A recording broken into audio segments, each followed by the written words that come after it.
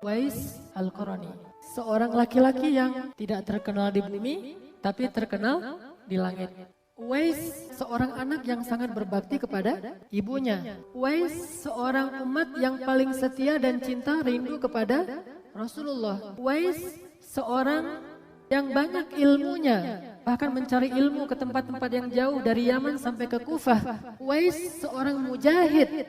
Hanya kita tidak tahu, itulah sebabnya kenapa dia disebut tidak terkenal di bumi, tapi terkenal di langit. Sedikit riwayat tentang Uwais. Makanya kalau saya simpulkan dari semua kelebihan ini, dia berbakti pada ibu, dia seorang laki-laki yang sangat cinta kepada Rasul, dia yang cinta kepada ilmu, dia yang ahli jihad. Dari semua kebaikan ini, ada satu himmah yang paling luar biasa dari Uwais yang perlu kita tiru. Apa himmahnya? Uwais juga seorang yang ahli bersyukur. Sebagaimana dia berdoa kemudian minta disembuhkan penyakit kustanya kecuali sebagian kecil di bawah ketiaknya, agar dia selalu bisa bersyukur seperti Luqmanul Hakim. Tetapi ada satu hal yang menggabungkan semua keistimewaan itu pada diri Uwais. Himmah apa? Himmah ikhlas mencari ridha Allah Subhanahu wa taala. Himmah ikhlas saja coba kita belajar dari Uwais. Bagaimana Uwais sangat tidak suka menjadi orang yang terkenal. Sangat tidak nyaman jika dia dielu-elukan oleh orang banyak. Sangat tidak nyaman jika dia disebut di mana-mana dan dibicarakan oleh banyak orang. Dia nggak nyaman dengan suasana kayak gitu. Dia lebih nyaman ketika dia berjalan di antara orang lain, tidak ada yang menoleh ke arahnya. Ketika ada acara besar, dia tidak diundang. Ketika dia melamar seorang perempuan, dia ditolak. Ketika dia berada di masjid, dia berada di antara barisan orang biasa, tidak pernah disuruh jadi imam. Sangat tidak terkenal karena dia hanya ingin kebaikan amal ibadahnya itu dibalas oleh Allah Subhanahu wa taala. Inilah obsesinya Uwais, ikhlas. Kalau kita bisa belajar obsesi ikhlas dari Uwais, himmah tentang ikhlas, ini luar biasa. Sampai Nabi bilang tentang Uwais kayak gimana? Apa kata Nabi dalam hadis Abu Hurairah? Kata Nabi, ya Abu Hurairah, sesungguhnya Allah mencintai dari makhluk-makhluknya yang bersih hatinya, tersembunyi, yang baik, rambutnya acak-acakan, wajahnya berdebu, yang kosong perutnya kecuali dari hasil pekerjaan yang halal. Orang yang apabila meminta izin kepada penguasa, maka tidak diizinkan. Jika melamar wanita-wanita yang menawan, maka mereka tidak mau menikah dengannya. Jika dia tidak ada, mereka tidak mencarinya. Ketika dia hadir, mereka tidak mengundangnya. Jika ia muncul, kemunculannya tidak disikapi dengan kegembiraan. Apabila ia sakit, mereka tidak menjenguknya. Dan apabila ia mati, mereka tidak menghadiri prosesi pemakamannya. Tapi jika Allah sudah sayang dan cinta kepada seseorang, Allah akan buat dia tetap terkenal di langit dan di bumi. Sebagaimana hadis Nabi, siapa yang himmahnya mencari dunia, maka dunia akan lari darinya, akhirat akan lepas darinya dan dia jadi hina. Siapa yang akhirat menjadi himmahnya, maka Allah berikan akhirat untuknya dan dunia datang kepadanya. Sehingga kalau Allah mencintai seorang hamba, Allah akan mengumumkan di langit kepada Jibril, ya Jibril, aku mencintai fulan, maka cintailah dia.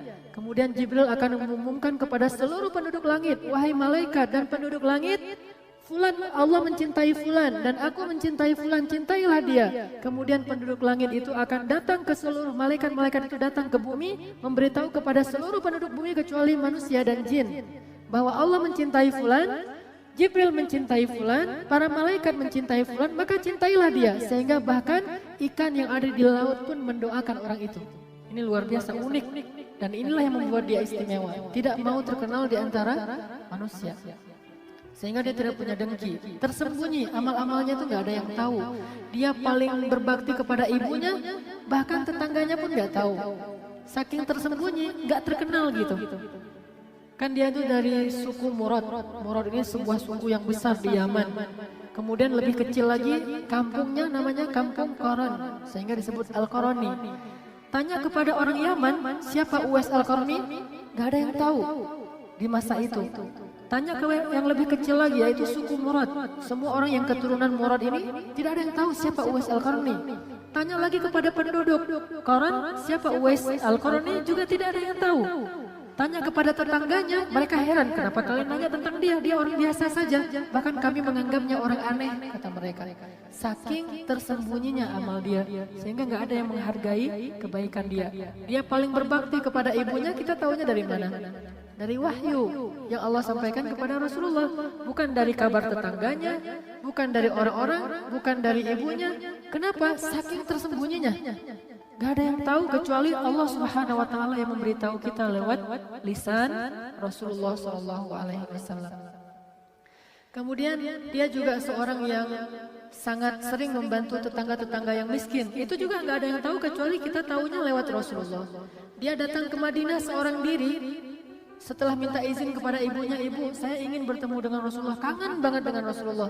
Dia hidup beriman di masa Rasulullah, tetapi nggak pernah ketemu dengan Rasulullah, sehingga golongannya masuk kepada golongan tabi'in. Tabi'in itu orang yang ketemu sahabat nggak ketemu dengan Rasulullah.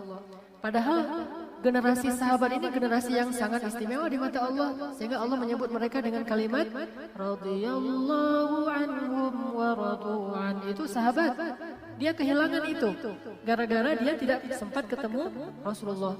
Kangen banget dengan Rasulullah, ingin sekali bertemu dan bertatap muka dengan Rasulullah, ingin mencium tangan Rasulullah, ingin berpelukan dengan Rasulullah sebagaimana Ukasyah yang senang kulitnya bersentuhan dengan kulit Rasulullah. Ini kan sensasi-sensasi spiritual yang luar biasa yang ingin dirasakan oleh Uwais. Tapi dia nggak bisa pergi karena dia punya ibu yang buta tua. Sehingga suatu saat karena ibunya tahu betapa anaknya ini sering menangis, ingat Rasul sholawat sendiri tengah malam karena kangen sama Rasul, diizinkan juga. Tapi jangan lama-lama ya. Diizinkan tapi nggak boleh lama-lama karena ibunya nggak ada yang nemenin. Pergilah dia dengan keledainya karena perjalanannya sangat jauh, lebih dari 500 km antara Yaman ke Madinah, sampai keledainya itu mati di tengah jalan. Tapi dia himmahnya tinggi sekali, terus berjalan sampai pingsan, ditemukan oleh penduduk Madinah, dibawa ke Madinah, dan dia bahagia ketika sadar ternyata udah ada di kota Madinah. Cari masjid Nabi, dia duduk di dalam masjid, dia tunggu kapan Nabi datang, kapan Nabi datang. Ternyata Nabi waktu itu sedang di luar kota, sedang ada peperangan dan lama tidak datang-datang. Dia tunggu berhari-hari, Nabi tidak datang juga. Akhirnya dia tidak bertemu dengan Rasulullah, dia pulang dengan hati yang sangat sedih karena tidak bisa ketemu dengan Rasulullah SAW. Dia pulang lagi ke Yaman demi ibunya, dan ini pun gak ada yang tahu. Kalau dia mau, dia bisa bilang ke seluruh orang Madinah, saya ini orang yang sudah melakukan perjalanan panjang sampai keledai saya mati, saya juga pingsan demi mencari Rasulullah, saya ini paling cinta kepada Rasulullah. Dia pulang gak ada yang tahu masalah dia. Orang biasa-biasa aja, siapa sih itu gitu, udah hilang aja tiba-tiba. Ketika dia udah pulang, Nabi datang ke kota Madinah, datanglah Jibril memberitahu kepada Rasulullah. Akhirnya Rasulullah menceritakan panjang lebar tentang Uwais. Panjang banget tuh cerita tentang Uwais. Bahkan para sahabat aja sampai cemburu kepada Uwais. Ini unik, ada sahabat cemburu ke tabi'in. Harusnya kan tabi'in cemburu ke sahabat. Ini sahabat cemburu ke tabi'in. Di antara semua tabi'in yang terkenal itu kan banyak banget tuh. Hasan al-Basri terkenal dengan ilmunya. Ibnul Musayyab atau Musayyib terkenal juga. Ada Musanna. Banyak nih tabi'in yang keren, terkenal. Tapi Uwais tabi'in yang gak terkenal dengan ilmunya, gak terkenal dengan jihadnya, gak terkenal dengan apa-apa kecuali lewat hadis Nabi yang memuji Uwais habis-habisan. Tapi gak pernah bilang ada seorang tabi'in namanya Hasan al-Basri hebat. Padahal Hasan al-Basri itu luar biasa. Ada seorang tabi'in ahli hadis namanya Ibnu Musayyab hebat. Nabi gak pernah bilang itu. Nabi bilang Uwais dari Qaran al-Qarani. Kenapa? Karena hanya Allah Subhanahu wa taala yang tahu tentang amalnya, sehingga dia terkenal di langit, lalu terkenal di antara orang-orang yang soleh. Dia pulang, Nabi cerita, tersembunyi, yang baik-baik, rambutnya acak-acakan. Maksud acak-acakan bukan gak menjaga penampilan ya. Rambutnya acak-acakan itu artinya dia miskin dan terlalu banyak tugas pekerjaannya sehingga dia gak sempat ngurus dirinya. Kerjanya itu menjaga ternak-ternak orang, terus dapat gaji sehari cuma 1 dirham. 1 dirham itu hanya untuk bisa makan berdua dengan ibunya dan sedikit tambahan beli roti untuk tetangga-tetangganya habis. Udah gajinya pas-pasan, dia masih bantu tetangganya lagi tuh. Dan gak ada yang tahu tentang itu. Wajahnya berdebu. Jadi ini menunjukkan bahwa Uwais ini orang yang sangat miskin, fakir. Wajahnya berdebu. Perutnya kosong. Jelas sekali, rambutnya acak-acakan, wajahnya berdebu, perutnya kosong. Artinya bukan orang yang kaya, bukan penguasa, bukan orang yang terkenal, gak ada kelebihan apapun. Sangat-sangat sederhana. Kemudian dia tidak makan kecuali hasil pekerjaan yang halal. Juga nggak pernah meminta-minta. Nggak ada yang lebih dari hartanya. Orang yang apabila meminta izin kepada penguasa tidak diizinkan. Coba kayak gimana tuh? Gak punya link kemana-mana, gak punya teman. Kalau kita kan ada masalah sedikit, mungkin ada teman kita yang polisi lah atau apalah, ada Pak Alri itu, telepon Pak Alri biar gampang urusannya atau apa, atau pakai kalau kita di mobil kan pakai tanda ini militer atau apa kan, jadi orang segan gitu kan ya. Ini nggak punya lobby apapun, benar-benar orang yang dianggap hina, biasa banget. Jadi kalau dia ketemu penguasa meremehkannya, minta izin, dia ngomong nggak mau dengar, kamu nggak usah ngomong, diam. Wise, orang yang kayak gitu diperlakukan. Jika melamar, nah ini lebih menyakitkan lagi nih menurut saya nih. Jika melamar perempuan ditolak, gak ada yang mau nerima kalau dia melamar. Sabar dengan kondisi kayak gitu, gak mau dia datang ke perempuan. Saya Uwais Al-Qarni yang diceritakan Nabi itu. Nih hadis-hadisnya nih, hadisnya sahih. Kan enak tuh, tinggal bawa hadis Nabi, kasih tahu ke ceweknya, pasti akan diterima. Oh ini ternyata Uwais itu. Oh kamu, nikahi saya gitu ya. Kayak ada apa yang di acara TV gitu. Ini enggak, karena dia emang orang yang sangat menjaga keikhlasannya. Kalau dia tidak ada, enggak ada yang tanya-tanya. Si Uwais kemana? Enggak ada yang nanya. Biasa aja dia ada, enggak ada yang merasa mengundang dan merasa senang dengan keberadaannya. Dia enggak ada pun enggak ada yang nanya, biasa aja. Dia enggak ada yang nanya. Dia ada juga enggak ada yang merasa bahagia dengan kedatangannya. Jika dia muncul, kemunculannya tidak menggembirakan. Kalau dia sakit, gak ada yang jenguk coba. Orang sesoleh ini. Udah gitu kalau dia mati, gak ada yang menghadiri prosesi pemakamannya. Ini kayak gimana ikhlasnya coba. Lalu para sahabat bertanya, bagaimana menjadi seperti orang itu ya Rasul? Rasul menjawab, dia adalah Uwais Al-Qarni. Kalau kalian mau melihat orang yang kayak gitu, yang Allah sukai, yang Allah cinta, maka dia adalah Uwais Al-Qarni yang sangat menjaga keikhlasannya, nggak ada yang tahu. Sehingga ketika Nabi selesai memberitahu tentang ini, dia dari Qarni, dari Yaman, ternyata ada seorang sahabat, teman-temannya Uwais yang ada di sana itu mendengar cerita tentang Uwais. Akhirnya mereka pulang dengan bangga. Jadi yang bangga itu bukan Uwais, penduduk Yaman yang bangga. Coba lihat, Uwais malah khawatir dengan hadis ini. Kok ketahuan juga ya, gitu kan? Yang bangga justru penduduk Yaman, sehingga ada seorang penduduk Yaman, sahabat kaya raya, pulang ke Yaman, dia buat acara besar-besaran, dia umumkan, siapa yang bisa menemukan Uwais, saya kasih berapa ratus dinar. Uwais itu orang yang sangat luar biasa, dia adalah membanggakan penduduk Yaman. Kita bangga karena ada Uwais, jadi yang bangga itu malah orang lain, bukan Uwais. Sampai akhirnya semua orang nyari-nyari Uwais, ketemulah Uwais, dihadapkanlah Uwais diundanglah kepada orang kaya. Uwais gak mau datang. Sampai akhirnya orang kaya itu yang datang ke rumah Uwais, wah gombrang-gombrang gitu, ramai gitu ya. Tiba-tiba depan rumah Uwais kok ada kayak pawai gitu, ramai. Pas dibuka pintu oleh Uwais, ada pawai ramai bawa dinar, dirham, emas, perak segala macam, diserahkan semuanya kepada Uwais. Jadi bahasa kita mah cari muka. Sekarang kan jadi pengen jadi orang dekatnya orang terkenal gitu kan ya. Ini pengen jadi orang dekatnya Uwais. Dia luar biasa memberikan hadiah kepada Uwais. Uwais malah bertanya, ada apa ini? Kemudian kata mereka, ya Uwais, engkau lah yang disebut Rasul segala macam. Dia sebutkan hadisnya. Uwais menangis kemudian mengatakan, ayo kita nikmati hidangan ini bersama-sama. Semuanya makan tapi dia diam-diam ternyata gak makan. Setelah selesai itu orang-orang udah pada pulang, tiba-tiba dia lenyap. Ketahuan bahwa dia udah mulai terkenal, hilang. Coba gimana, hebat ya. Sejak dia terkenal malah lenyap, kayak ditelan bumi, hilang, gak ada lagi tuh. Sehingga orang tanya, mana Uwais? Ada yang pengen didoain, ada yang pengen belajar, ada yang pengen bareng dengan dia. Gak tahu lagi. Sejak saat itu Uwais pindah dengan ibunya, gak tahu di mana tempatnya. Tiba-tiba baru muncul lagi nanti di zaman Umar jadi khalifah. Baru muncul lagi. Lenyap entah berapa tahun tuh. Hilang aja dari peredaran. Orang gak tahu kemana dia pergi. Ini Uwais. Akhirnya Rasulullah bilang kepada Umar dan Ali, dua orang sahabat yang kita tahulah kualitasnya ini udah nggak diragukan lagi nih, siapa Umar, siapa Ali. Dan Umar dan Ali ini lebih istimewa daripada Uwais. Tetapi Rasul nyuruh Umar dan Ali belajar kepada Uwais dan minta doa dari Uwais. Coba kayak gimana? Kalau kamu ketemu dengan dia ya Umar, ya Ali, minta supaya dia mendoakan dan meminta ampun untuk kalian. Kenapa? Karena sesungguhnya kata Rasul, nanti di hari kiamat di padang mahsyar semua orang-orang beriman dipersilakan masuk ke dalam surga. Lalu ketika Uwais lewat di pintu surga, dia dicegat oleh malaikat. Wahai Uwais, sesungguhnya Allah memberikan kesempatan untukmu menyelamatkan manusia sebanyak suku Murad dan sebanyak suku Qaran. Jadi entah berapa ribu orang bisa diselamatkan oleh Uwais, sehingga dia nggak boleh masuk surga dulu. Balik lagi ke padang mahsyar, cari orang yang soleh-soleh, yang ikhlas, yang punya kesamaan dengan Uwais, sebanyak suku Murad dan sebanyak suku Qarani. Ini saking istimewanya Uwais. Makanya kata Rasul, kalau kamu ketemu Uwais, minta doa dari dia. Minta dia istighfar untukmu, wahai Umar dan Ali. Hingga suatu saat ketika Umar jadi khalifah di musim haji, Umar menemui jamaah haji dari Yaman. Lalu dia tanya, di mana orang-orang Yaman yang dari suku Murad? Dikumpulkan dari suku Murad. Ketika dikumpulkan dari suku Murad ditanya, siapa di antara kalian yang berasal dari Qarani? Dikumpulkan lagi jadi lebih sedikit. Lalu Umar bertanya, adakah di antara kalian yang bernama Uwais? Seorang laki-laki tua mengatakan, ada. Tetapi dia orang biasa banget, wahai Amirul Mukminin. Kenapa Anda mencari dia? Dia nggak tahu nih, udah lupa dengan cerita yang dulu. Dia orang biasa banget, bahkan kami menganggap dia orang aneh. Kata Umar, di mana dia? Kami suruh dia untuk menjaga onta dan kuda-kuda kami di Arafah. Coba bayangin. Gak masuk ke kota Mekah, saking biasanya dia gak masuk dalam rombongan.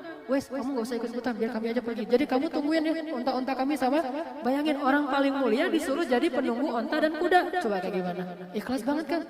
Dia tungguin tuh onta mereka, kuda mereka.